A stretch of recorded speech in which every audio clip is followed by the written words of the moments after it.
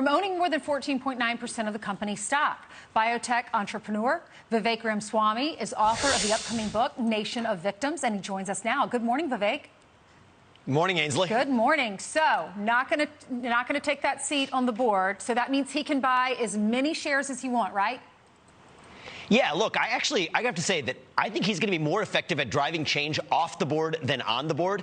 I was personally happy when I saw Elon Musk announce his 9+% stake in the company.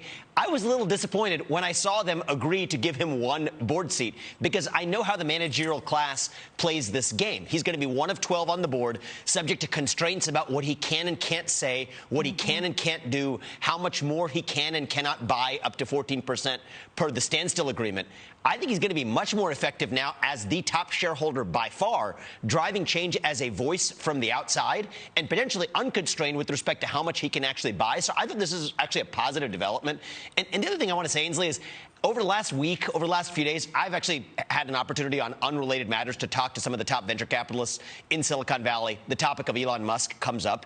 He has a lot of people quietly rooting for him to drive change here and shake things up. None of them will actually say it publicly, and that's exactly why he needs to be doing it, is we have this culture of fear in the Valley, in corporate America, and using shareholder power to be able to drive that change from the top, I think is actually one of the most promising ways to do it. So I'm really rooting for success here. I think most Americans are happy about this because they want to see change over at Twitter. So why did the stock prices go down?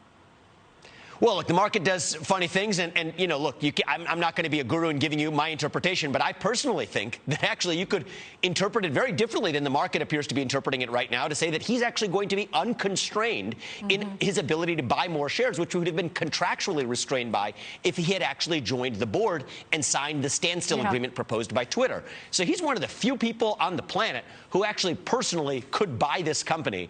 And you know what? He does what he wants to on a whim, so I'm not going to make a prediction of what Elon Musk wants to do. But if he wants to either take a hostile takeover of the company or even take a bigger stake to drive more change from the outside, I think he's going to need other people who are willing to step up and see him do it.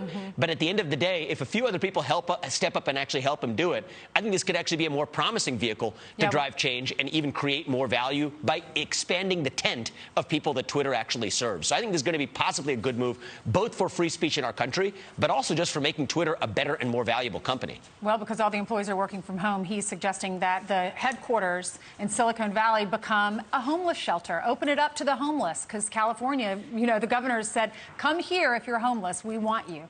We'll see if that happens. Thanks so much for